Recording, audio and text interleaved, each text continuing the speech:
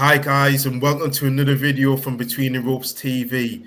I have a very special guest with us. I've got Sena Agbeko, the African assassin. Sena, how are you doing? I'm doing pretty well. How are you doing? I'm pretty good. I'm pretty good. Uh, Yeah. Sena, just for those watching, uh, fans of the show watching, can you just explain how you first got into boxing? Well, it was more a desire to do something beyond like school. I just wanted to play some kind of sport professionally. And growing up in Ghana, my options were very limited. It was either football, soccer, or boxing. And I felt like I had a better opportunity with boxing because it's more individual versus football that's a team sport. And luckily for me, a boxing gym opened up in my neighborhood, like literally 100 yards from my where I lived. It was Mr. Ray Kwaku, who's helped Ghana boxing a lot, and I just decided to go there. So it was more born out of a desire to do something professionally that led me to boxing. Yeah. Yeah, and obviously for those that don't know, Ghana has a rich history of hmm producing boxers, particularly in the neighborhood of Bukum, in Accra. Just how influential was that on you once you made your decision to go into boxing? People talk about being a product of their environment. Talk to us about how influential Bukum was in your decision to excel in boxing. I mean, initially, I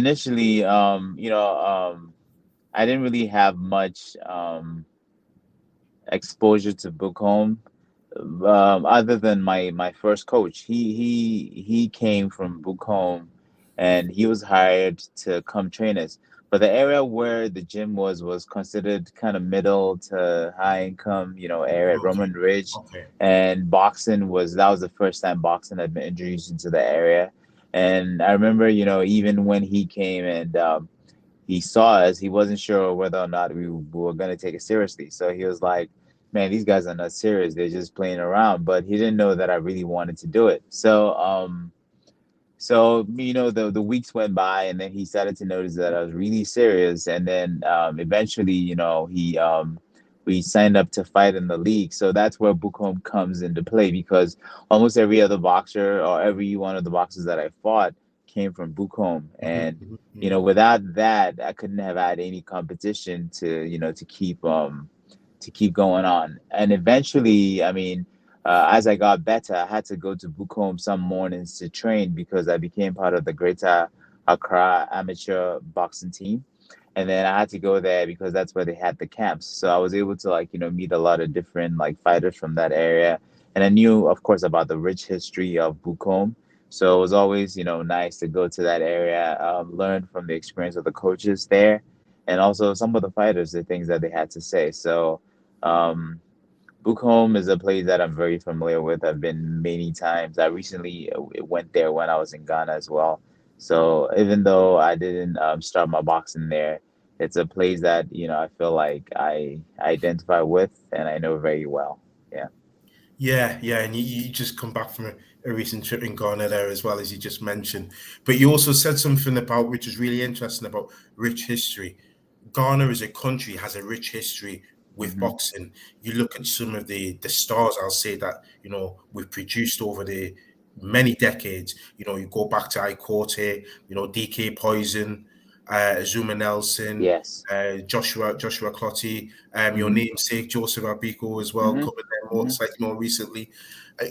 From that sort of rich caliber of talent, did any of those in particularly inspire you when you were younger?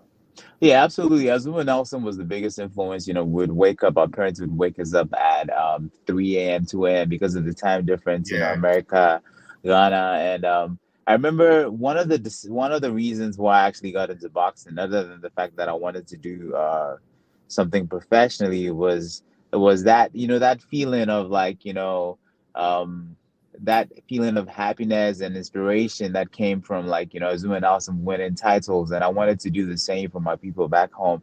I wanted to be to have people wake up to watch me fight in America, all that. So watching him, thinking about him, thinking about how greatly he inspired and influenced people back home. I wanted to be able to do some of that, and Azuma Nelson in particular, and of course I Corte too. I Corte Mm. too. I woke up many times to watch him as well. So all those guys played a huge role. Zuma Nelson, he was at many of my amateur fights and a few of my professional fights. He had a bit of, he had advice for me here and there, and a lot of that advice is, has helped me along the way in my career. So these are all people that I've met. Joshua Clotte, of course, Joseph Agbeko. We lived together at one point in Vegas. So a Wow. lot of these different figures, boxing figures from Ghana, I've had a chance to meet and talk to, and they've offered me advice, which I still use till date. Yeah. That must be really inspiring to actually meet your heroes, have an opportunity to live with them. They can give you advice, and you've taken it onwards and upwards. Not many people can say that. So props to you for Right. that one. Thank Um, you.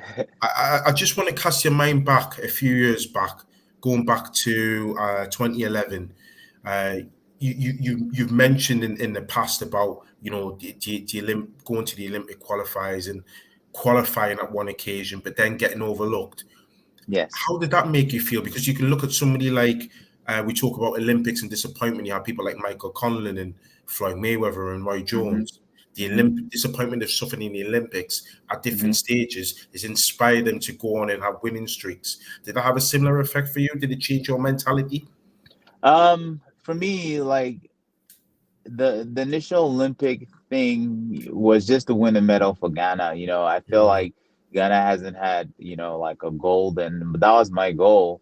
But around the time that I made into the team, I was still very young, and then the coach, of course, wanted me to wait till 2016. I should have really waited though, but at the time, with a lot of other things going on, I felt like, um, there was no guarantee that if I waited till 2016, the same thing wouldn't happen where they would pick somebody over me. So, because here was a case where I had beaten the guy who went for the qualifiers. I beat him mm, twice, mhm, mhm, mhm, twice, in a row, and I was supposed to go, and then they ended up using him, you know, under with the excuse that he had more experience than me on the international stage. So I was like, I wasn't sure if it was going to if it was, the same thing wasn't going to happen in 2016. So I just went pro because I felt like I would be able to still, do something great for Ghana within the professional ranks. Obviously, it's taken a lot longer than I expected. It's been 11 years since I went pro, so it's been a long, hard road. But initially, yes, my goals were to win Olympic, at least the silver for Ghana. My yeah. ultimate would have been the gold, but that was my goal. And then the coaches made it really hard, so I just decided to go pro. Yeah. Well, it's not been a bad decision, has it? Let's be honest. You talk about a long hard road, but we're going to come to that in a minute. Hmm. You turn pro, you race to about 15 and all, Yes. and then you made the decision to come over to the United States. Hmm.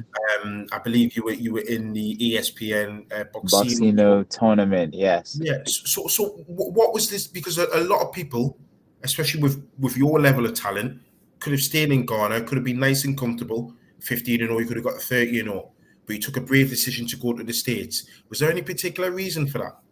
Well, in Ghana, I was at the point where I had gotten to, like, that uh, point where there was no more any challenges. The Yeah. people Yeah. who I needed to fight didn't want to fight me, and everyone else would have been like, just tomato cans that I would have been knocking over. So at that point, I knew that to get to the next level, I had to make the move to the U.S. And if you look at the history of like Ghanaian fighters, everyone that became a world champion either moved to the US or moved to someplace in Europe before Mm, moving to the US. So I was like, hey, I cannot become a champion staying in Ghana. I have to make the move.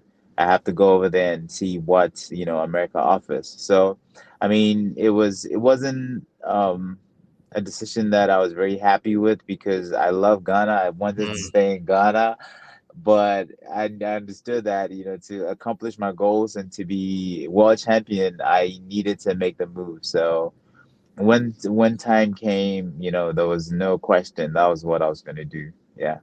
Yeah, excellent. And you've got to admire that decision. In it's paid dividends. When you look at your resume and your career wins, I mean, you've fought people like Brian Vera, who's been in with everybody around middleweights before. Yes. You had a great win against Harris Jr. Yes. And your last win is as well. It's my esteem. People were even having you as the underdog in that fight. Yes. What I also want to say as well with those performances, I know you had a loss against the Russian Shishkin. Yeah, Do you, that loss is questionable, but yeah, go on. exactly, and that's what I was going to say. That loss was questionable, and some people it could have broken their heart, and they could have gone the other way. For you, it had the opposite effect. Can you just tell us about how you used that questionable loss to inspire you to get those impressive victories? Yeah, so going into the fight against the Russian, I had been in the system for a little bit, but it was also my first time back on TV after, my first loss on the Mm, ESPN boxing tournament. And, I don't think that boxing tournament, I don't think I lost to a better man. I just lost to myself. Like mm, I was too much in my head. It was just a lot of things that I wasn't prepared for on that level. Most of it had to do with anxiety and whatnot. But by the time I fought the Russian, I'd gotten over those things, and I went in there not really knowing what to expect. But as the fight progressed, I heard him. I cut him over his eye, and till date, you can't find the video anywhere on YouTube. I wonder mm, why they wouldn't post it, because he has all his fights leading up to my fight with him, and then he's had one fight after he fought me. All those fights on YouTube, but my fight against him is nowhere to be found in the mm, world. That tells you all you need to know. So after the fight went the distance, I just figured that I was never gonna get a fair shake with these guys, and I needed to knock people out to to get the nod. So I just, obviously I took like a 7 month period. I went over to San Francisco as well to work with it was actually to work with Joshua Buatsi, who's from the UK, but mm, we're very close friends. We're both from the same village in Ghana. It was just crazy. But he invited me over to San Francisco. So while there, I learned a lot from him. I sparred with him again. We sparred in Ghana previously, but that was my second time. And my first time sparring him in America, but second time, around. And I learned a lot from him, from Virgil Hunter, and I used that experience and that knowledge and the things that Andrew Ward was there sometimes. He mm, shared advice, which I also picked up on.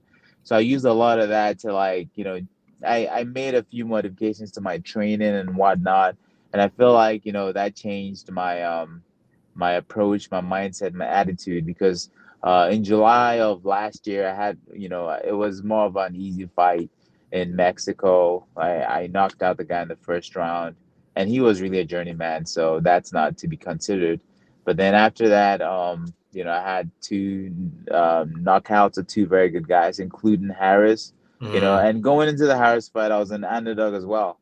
I was a plus 110 underdog Because he had a good against him. record, didn't he, Harris? He had a good record, Yeah, didn't of he? course, of course. And then always, the American-based fights is always preferred over, African fighters or fighters, who have, whose resume are pretty much built in Africa. So, but I knew what I was bringing to the table, so I wasn't, bothered. Going in against Steen, obviously Steen I was a plus 400 underdog. Mm, Um, he was a heavy favorite. And I was actually surprised that the judges were fair this time around. The thing is, I had 2 weeks notice too, and that's what a lot of people overlook. I had only 2 weeks notice. I got the fight on 2 weeks notice, and I believe if I had a full camp, I probably would have knocked him out. But he felt my power in the first round. He chose to run around the whole fight, and the New Jersey judges, I'd heard that they favor aggression. So mm, my approach going into that fight was to be the aggressor, to keep going forward.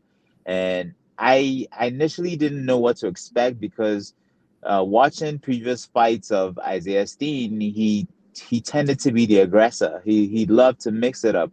And in his interview with the Showtime producers, he mentioned that, he had been training with his brother, Charles Conwell, who's also a very good, professional, and had mentioned that, he was looking to really mix it up on the inside with me. So I was expecting all of that from him. But as soon as he tasted my power, he got on his bicycle, and that was the story of the fight. So, but when it still got to the cards, I wasn't sure what to expect because my previous experience on Showbox had been bad. So I really wasn't sure what they were going to decide, and I was glad that one of the judges gave me 8 rounds. One of them gave me 6-4. The other gave me I think 7-3. So it was unanimous, and I was happy that they did the right thing. And of course, that win has put me in a much better light. And I'm looking forward to exploring all the opportunities that come my way as a result of that fight. So, yeah. Yeah, yeah, and there's a couple of things I wanted to touch upon on that before I talk to you about what potentially could be next, because there was a really lovely touching moment at the end of the fight where you're speaking to Teddy Atlas, Yes. and Teddy Atlas is praising you. And the reason why it's such a beautiful moment is I mean, Teddy Atlas, he does know he's boxing, is because Teddy Atlas was highly critical of you, wasn't he? Yes. In one of your previous fights. So as a boxer, as well as the things that go on, there's a lot of sacrifices, but there's a lot of pleasurable moments when you win fights, when you reap your rewards. But just how nice is it when a highly respected pundit, um, boxing trainer, a who's who in boxing, almost changes his opinion of you, and admires your work? That must be such a satisfying feeling. I mean, satisfying, saying the word satisfying is an understatement. Like, when I fought for the first time in the US in that boxing tournament, the things that he said, they were so bad that I Mhm. think I only listened to them one time. And Mm. then I watched the fight again only one other time. And even then I watched the fight on mute because I just couldn't deal with it. But I told myself that, I was going to change the narrative, that I was going Mhm. to train as hard as I could, and Mhm. that one day he would be ringside again, and I would make sure I win the fight. I'd go up to him and then tell him that his critique of me was what inspired me to be better. And what's crazy is everything played out exactly that way. And I mean, I met his son prior to the fight night. His son was actually very nice to me. He was responsible for a lot of the things that we're doing around the fight. Everything, events leading up to the fight, our meals. He was pretty much the director of the whole thing. So I Yeah. got a chance to meet him, and I told him about his dad and what had happened, and he was like, "Yeah, my dad's gonna be here tomorrow. He'll be, ringside." I was like, "Great." But going into the fight, in that moment, there's so much going on. You're not thinking of all that. So I wasn't actually thinking of him while I was fighting. I just knew that I was good enough to put on a good performance against anybody. So it was after the fight, I was conducting an interview with another news outlet, and then I saw Teddy off in the distance, and I was like, "Yo, bro, wait, I gotta go talk to Teddy." So I cut my interview short, and I walked up to him, and I told him, man, I believe it was a very emotional moment for the both of us.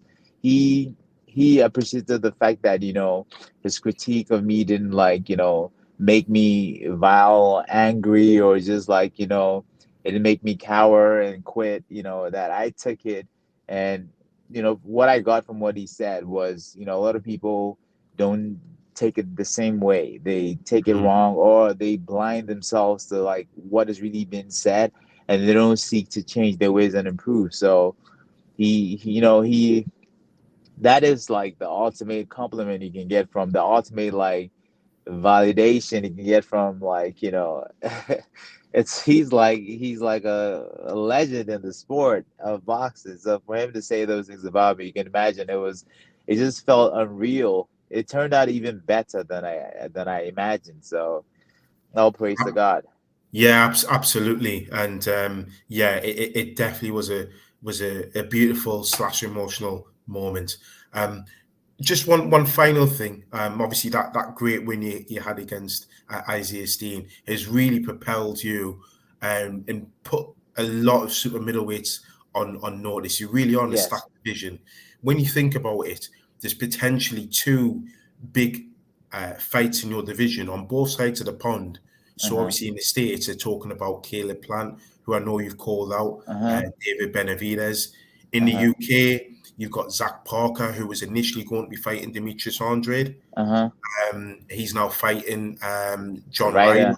Uh-huh. Yeah. You've got people like Edgar Berlanga. You've got Mm-hmm. Jesse Hart. You've got Uh-huh. Mark Heron from the UK. You've got Lerrone Richards from the UK. You've got Lerrone is my Lerrone and I are really close friends. We are very, very close. So unless it's for a world title, I'm not fighting Lerrone. And okay. So we can I take believe that one from the list. Lerrone shares the same he shares the same emotions and feelings as me regards fighting. Unless it's for a world title, I don't think we'll fight each other. Yeah. Okay. So you can Yeah. take that one from the list, but you get that there's a lot of talent in that division. There's a lot Yes. of big names. So now that you've had that win, you put them all on notice. Is there somebody that you think actually, you know, that's the guy I want. That's the guy I want. That's the main fight I for mean, me. I've already said mentioned that I wanted Caleb Plan, but Caleb is more like, I feel like he's terrified. Really, he despite everything he's accomplished, we've had some very personal like experiences together, and he knows I know like man to man, me and him alone together, we know like where he's at mentally and where I'm at mentally with regards to him. But again, I'm not holding my breath waiting on Mm, him to like, offer me a fight or for his team. He's the one with all the money behind him, with his people and whatnot. But again, like I said, I'm willing to fight the man that he just recently manned up to try to fight, Benavidez. And until that fight happens, I don't even know if he's gonna want to fight him. Edgar Belanga, he's only two places in front of me on the WBC list right now. I'm 15, I believe he's 13. That's a fight that I'm looking for. On your side of the pond with Zach Parker, believe it or not, they've offered me fights twice against him. The first time was before he fought Marcus Morrison. I accepted that fight. They turned around and then said no. And then after he was supposed to fight Demetrius, the fight fell through. They offered me a fight against him again. I said yes. And then they went all back again, and then they came back and said no. And even before they picked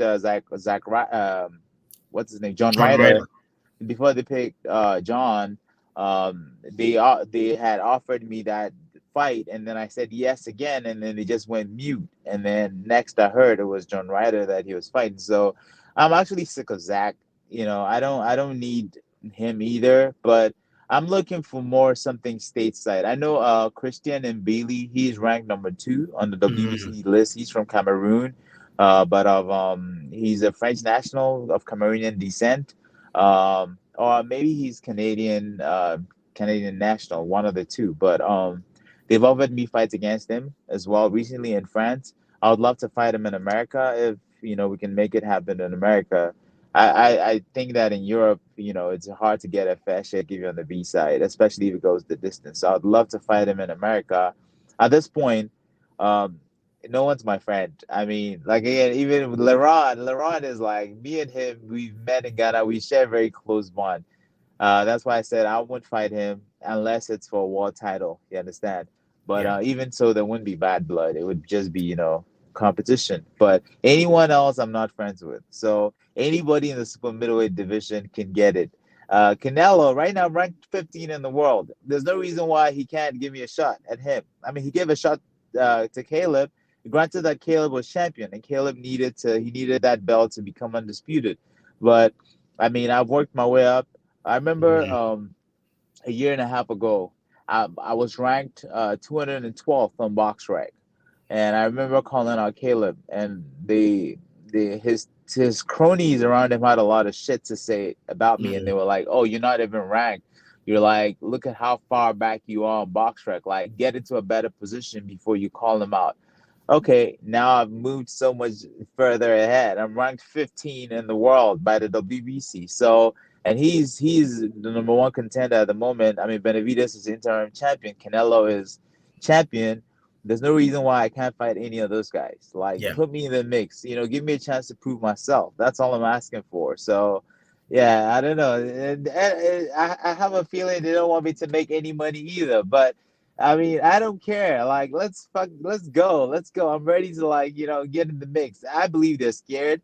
Um, they're scared of potentially losing against me, and then everyone's worried about, oh, looking bad, looking bad. But what's the point? You're a fighter. This is what you came into the game for. So why are you scared? If you believe that you're the best, you shouldn't be worried about anybody coming up against you. So again, I have no friends here. I'm just trying to, add to Just my you just got the to look after number legacy. one, bro, innit? Exactly, exactly. Definitely. All right, Senna, I just want to say thank you so much for joining us. Thank you so much for Absolutely. your time. We'll definitely be rooting up for you, and hopefully, we'd like to have you back on the channel when you get your next fight announced. Is that okay? Absolutely, 100%. I'm on board. So I'll definitely be back here again, talk some more. I've enjoyed talking to you. So I definitely Brilliant. look forward to doing it again once my next fight gets announced. Yeah. Excellent. Okay, then. You take care. Yes, yes, sir. Thank you so much. All right.